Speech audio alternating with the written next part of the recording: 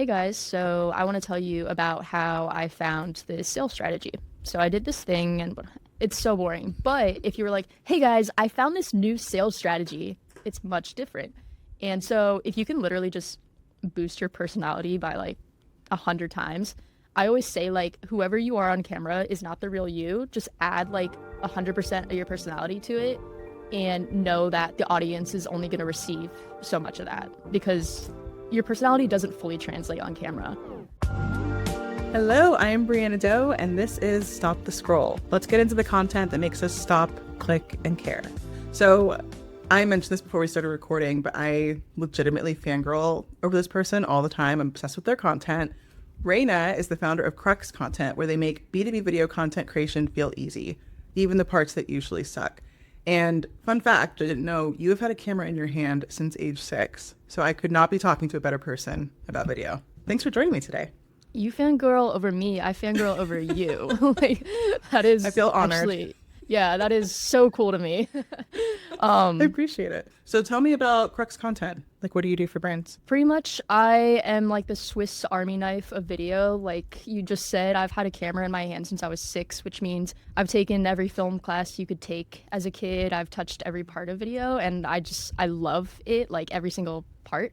So I like to say that I just slot in on your marketing teams, however it works best for you. And so whether you need help with ideation, editing, or the stuff at the end, the delivering it to the world, I can always be there. I love that you've been in video for so long, so I can only imagine all of the changes that you've seen with like how people produce videos and also how they consume them. First question, like how do you think your journey through video has shaped the way you think about it compared to people who kind of came into this space later, maybe in the last couple of years?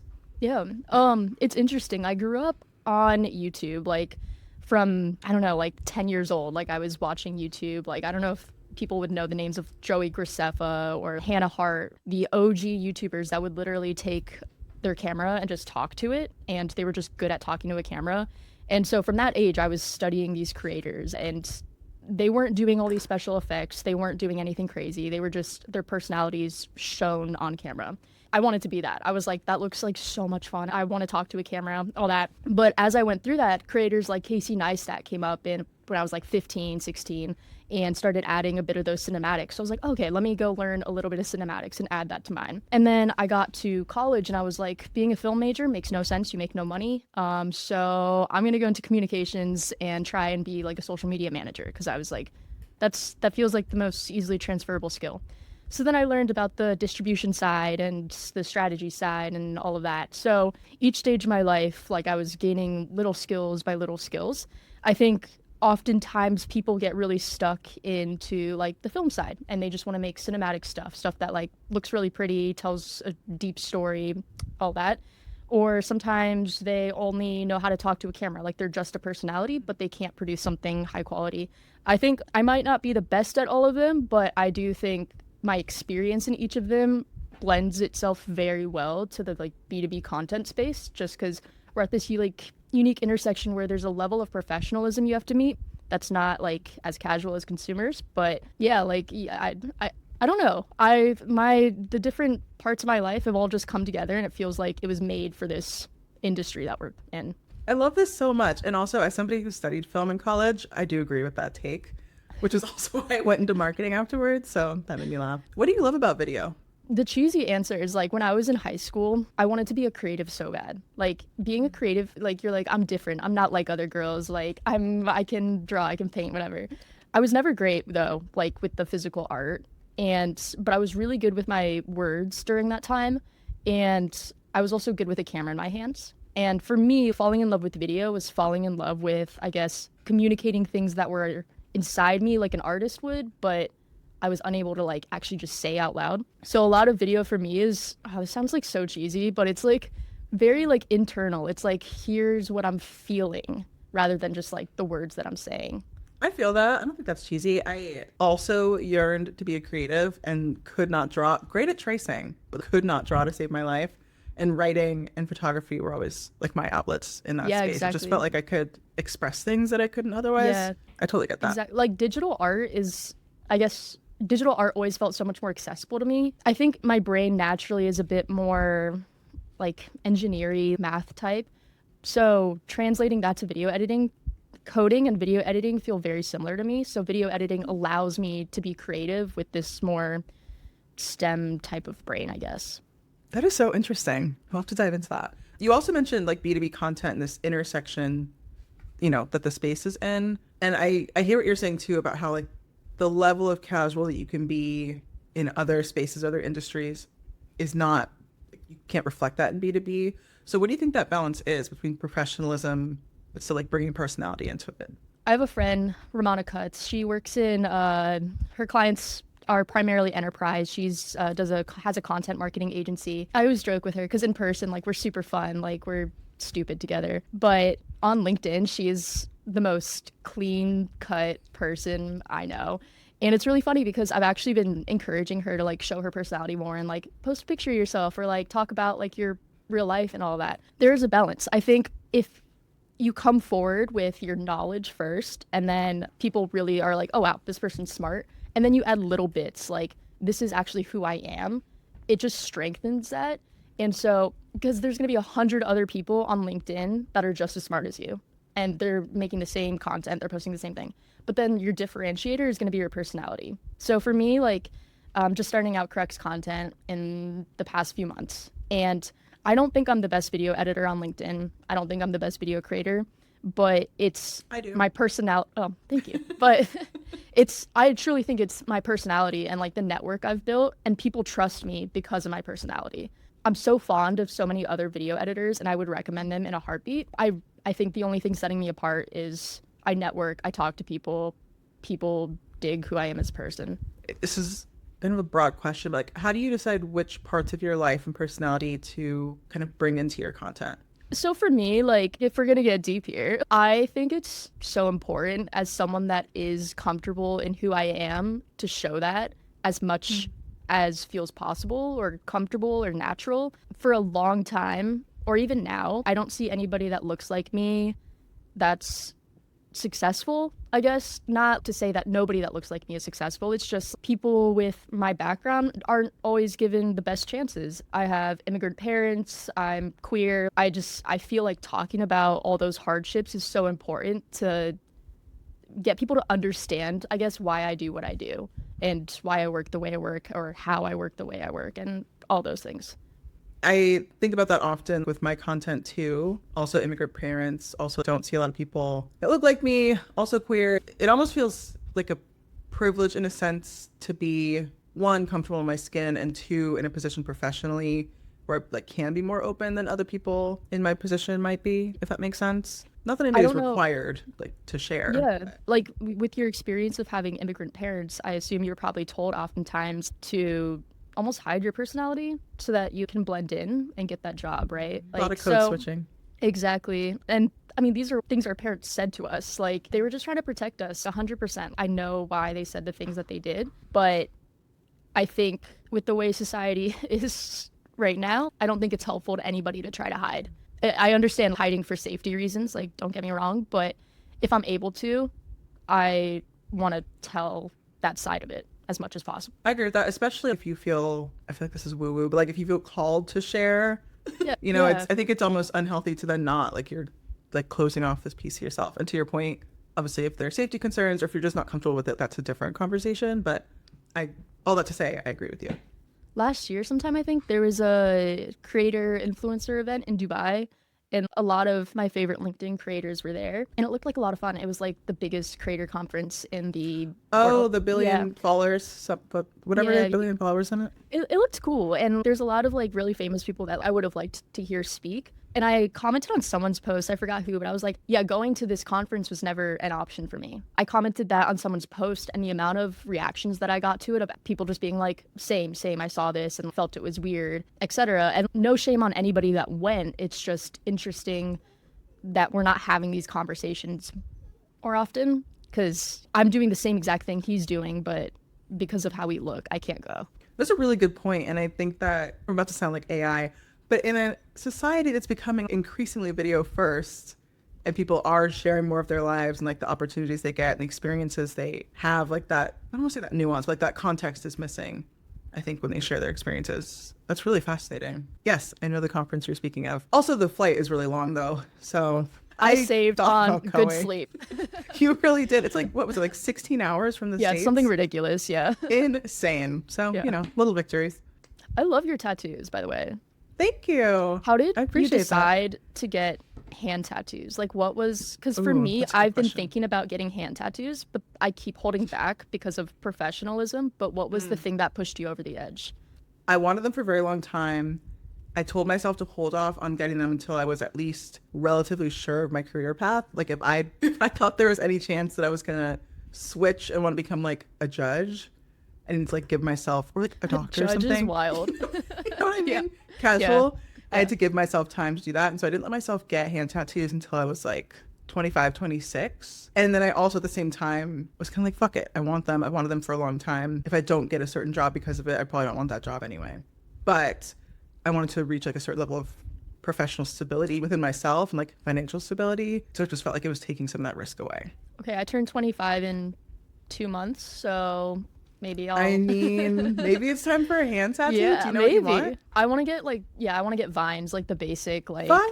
Yeah, but yeah, I love mine. yeah, the only reason I haven't yet is because if I have to be on camera for a client, sometimes they need like a clean look. And right now I can hide everything, but I was like, maybe I could just get like makeup if they need the clean look. Yeah. They have like tattoo specific makeup that Yeah. completely conceals it. So Yeah. Cool. they hurt really bad, Oh, I know. but it's also like the shortest tattoo. So I'm like, it almost feels like it cancels out. It'll make me hotter, so it's fine. Exactly. It's just a level up. Yeah. I call it, what is it, personalizing your avatar? It's worth Yeah, it. I love that. I So, love that. Yeah. Okay, so question for you. When someone comes to you wanting to make like better videos, what would you say is the first misconception you have to undo with that?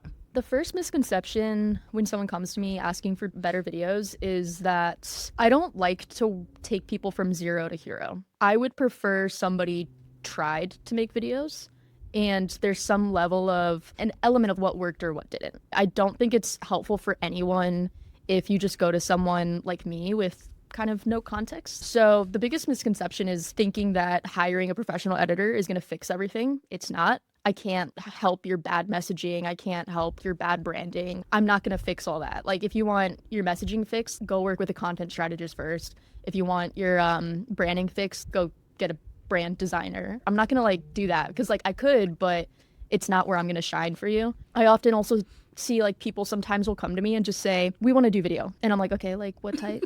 Where? Basically. Like, yeah, it's so unhelpful to just come to an editor with no planned strategy or anything. And yes, I can walk you through it. It's just not going to be as effective because you and I, like when we're working together, we're just going to be testing things.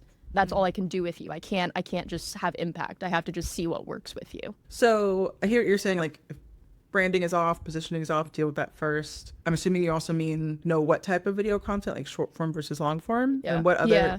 what other things should they know before they dive into it with you? They need to know everything about their audience already, like who their audience is, how their audience likes to be spoken to. If you're selling like a platform for social media managers, the content can be a lot more casual because social media managers are very chill and like things that are funny, like things that are cool, like. But if you're selling to C-suite execs, you can't do that. You just like it has to be very clean and very professional. Sometimes actually people who sell to C-suites will come to me and be like, I like your style of video, let's make that. And I'm like, it doesn't work like that. Like I'm gonna make the video and it's not gonna land because they're gonna be like, oh, who's this child on camera? It's just not gonna hit. Know who you're talking to, and then know the distribution platform, because a video for LinkedIn, a video for YouTube, a video for TikTok, they all look so different. Figuring out where your audience actually consumes your content, resonates with it, is massive. Video is a big investment, and I don't think you should go into it and just be like, I need video. Oftentimes the people that do that are the ones most shocked when I give them the price, because they're like, oh, whoa, it takes that much money. But the people that come to me with a plan and all of that, they're never shocked by the price. They know exactly what to expect. I love that. And you mentioned too, you can't edit out bad branding and all of that. It made me think of awkwardness on camera. How do you work with, kind of a two-parter, how do you work with folks that just feel awkward or uncomfortable on camera? And then how much of that do you think is a craft problem, not putting in the reps, versus a confidence problem? I want to say it's mostly lack of reps. I think also the hard part around it is when someone records a video of themselves, they don't watch it back most of the time. Like I'm a guilty lot of that. yeah, I mean, same. But they want to like just record the video and then that's it. But if you're not watching back the take and seeing what you did wrong, you're not going to fix it. For instance, I just posted a post on LinkedIn today. It was like literally a selfie post because I was like, oh, I got to add a selfie so that this lands better, you know. But I ended up taking like 45 pictures because I was just trying to get the right angle. I was like, oh, I need the 0.5. I need the, you know, like all that. But each time I took it, I would review and be like, oh, my smile was a little weird in that one. Let me go fix it, whatever. But it's the same thing with video. Sometimes you say a word kind of weird. Don't do that the next time, you know? And like for instance, I was recording with Jen Allen 2 days ago. And yeah, so she was on camera and I was on FaceTime and I was walking her through the script. And there were so many times that she said we were trying to get this call to action at the end correct. So she was saying it over and over and over again. And we actually ended up completely changing it into something else just because we could, after saying it so much, we could hear what was wrong. And we were like, this is not landing. You sound snarky. Like, we need to make this sound nicer. But yeah, if you're not doing the thing, you're not going to hear what's wrong. You're not going to see what's wrong. You're so real for that. By the way, my phone, like my photo album's like a graveyard for selfies that never made it out. So yeah, that's seriously. so funny. But you're right. It's the exact same thing. People just don't like watching themselves back. I know I don't. I don't like hearing my voice and I don't like watching myself back. I know I'm not alone in that either. But to your point, you can't improve or figure out what's wrong if you don't do that.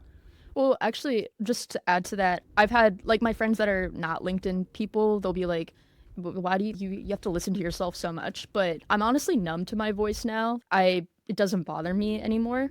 And even like if my face does something stupid, I'm like, whatever, it moves to the next thing. So you have to watch yourself enough to almost get comfortable with it. This is funny because I don't even watch football, but like when they watch tape, I think it's called, like if they don't watch tape, I saw it in the movie Him. Yeah, if they don't watch tape, then they're not going to get better either. So you kind of just get numb to it. Exactly. Yeah. Is there something like aside from production quality that you've seen people do that makes them immediately more like watchable or engaging on camera? Besides production, okay, so besides production quality, it would have to be how engaging they are with the audience. There's some people that are just very flat on camera. They'll be like, hey guys, so I want to tell you about how I found this sales strategy. So I did this thing and it's so boring. But if you were like, hey guys, I found this new sales strategy, it's much different.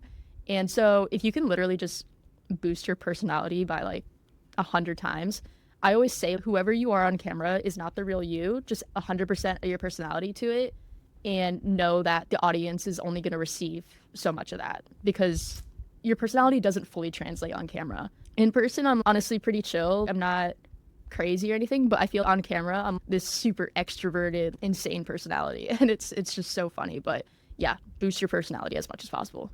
That is so interesting. I feel like I keep coming up with these random analogies, but when I get my makeup done for an event or for a photo shoot, I'm always horrified by how much makeup they put on me. But it's because not all of that translates through the camera. So it sounds just like personality.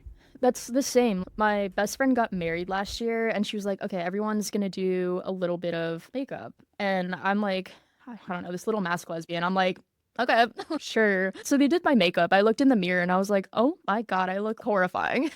But the pictures came back and it looked really good. That's the same thing. You just have to, you got to boost that personality.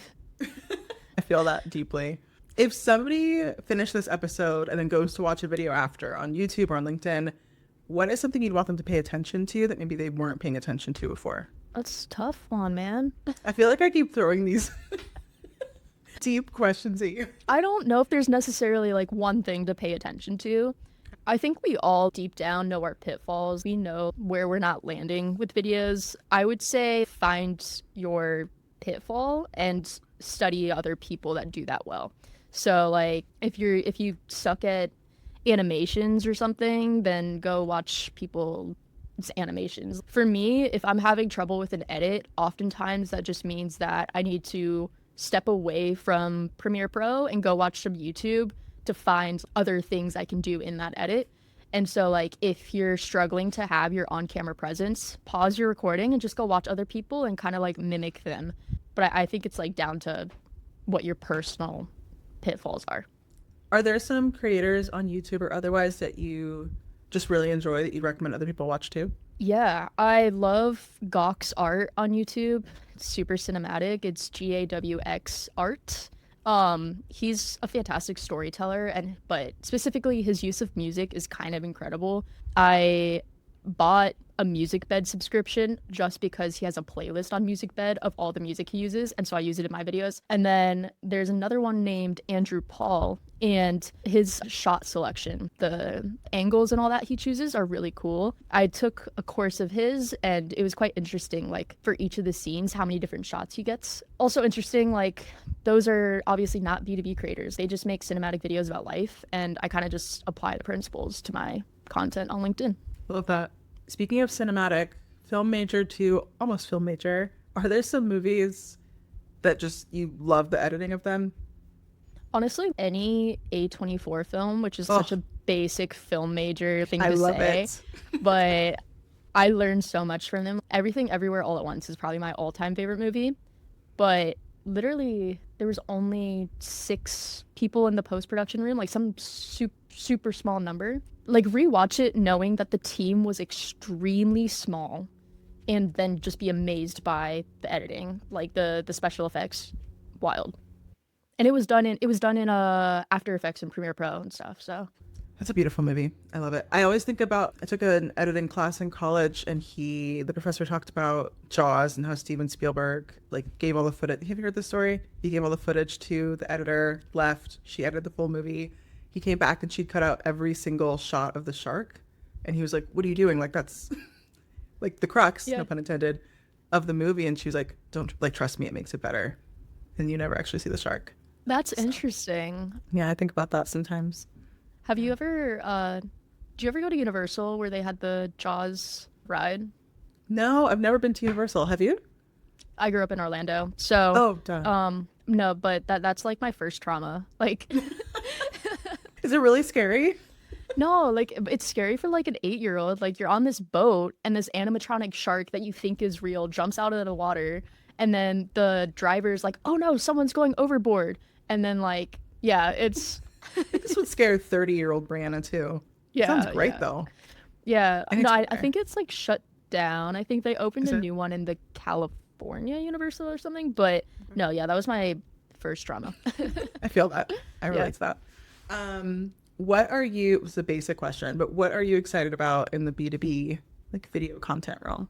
I'm really excited to see who wins using AI in video.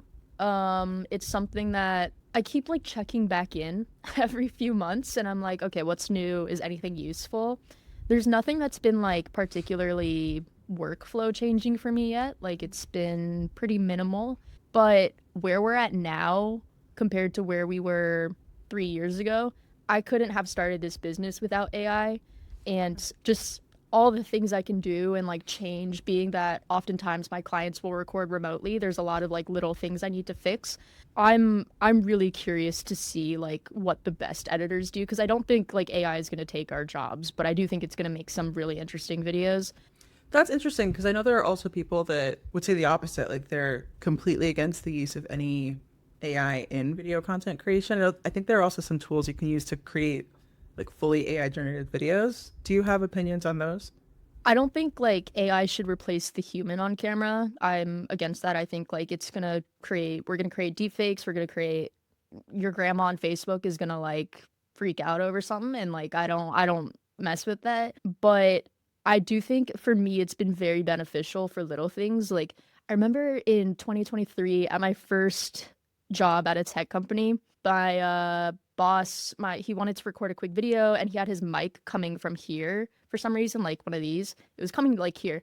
And like I just used Photoshop, moved it out, and they thought it was so mind-blowing that I could remove the mic from that.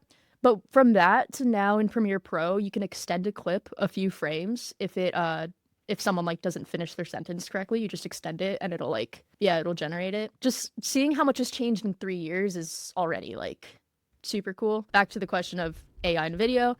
Right. I think AI only works for creatives if you're good at the craft and AI supplements it.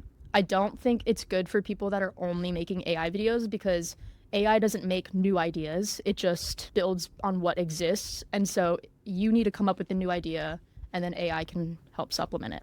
I really like that take. I can't remember who posted about this. It might have been Jess from Vector, maybe, but somebody posted about how like AI is not a replacement for taste. Like if you don't know what good already looks like or what great looks like, AI isn't going to create that for you. So that's also a reason why humans can't be replaced. And obviously I think that applies to video too. Yeah, I saw I was scrolling on TikTok and I had like there was just a news video, but it was like not I wouldn't even say it was AI done. It was at least templated, but it was funny. The comments were all like, you couldn't even hire a video editor for this and like AI and all that.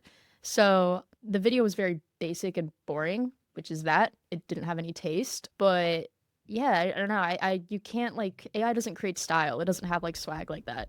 Final question, what's one thing you would want a B2B brand to know if they're going to start testing out video in their content? They're going to start testing out video and content. I would say sometimes for video, you just have to throw things against the wall and see what sticks.